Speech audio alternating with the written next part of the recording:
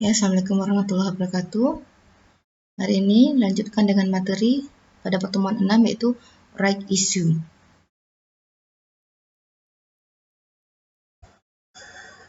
Oke.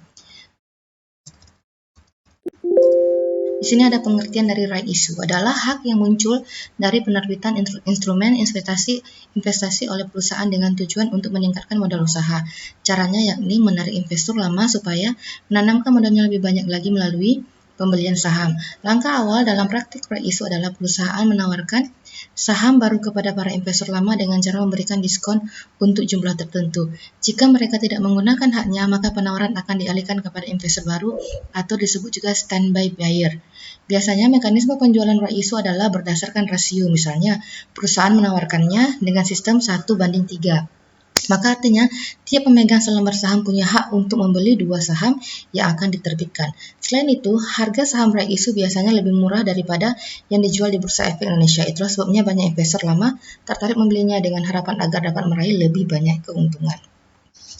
Contohnya adalah ketika Anda memiliki 1000 lembar saham di PT ADC. Suatu hari perusahaan tersebut melakukan right issue dengan rasio 1:4. Apabila memenuhi syarat sebagai investor lama, maka Anda berkesempatan membeli saham 4 kali lipat dari harga yang dimilikinya saat ini, yakni sejumlah 4.000 lembar.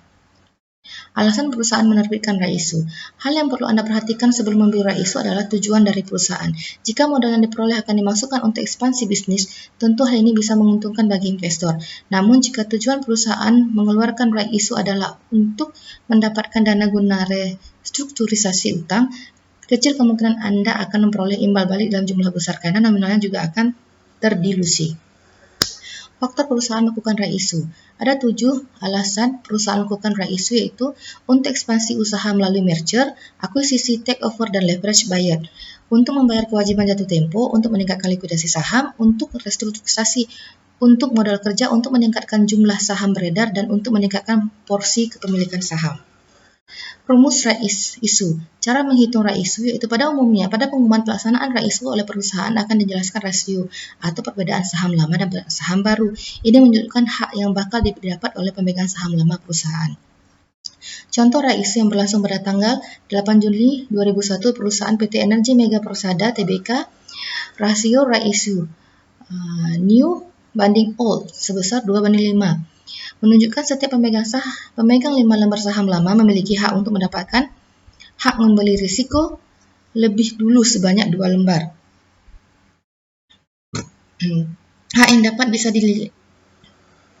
didapat bisa dilakukan penjualan lewat proses pasar tunai setiap sesi pertama pasar selama waktu trading right issue berjalan. Investor dapat melakukan penebusan saham baru yang harganya dipublikasikan dari pertama pelaksanaan right issue mengabari perusahaan sekuritas terkait. Oke, demikian untuk pertemuan yang ke-6 tentang right issue. Lebih dan kurang saya minta maaf. Jika ada pertanyaan, bisa kita diskusikan di grup. Oke, terima kasih. Assalamualaikum warahmatullahi wabarakatuh. Selamat siang.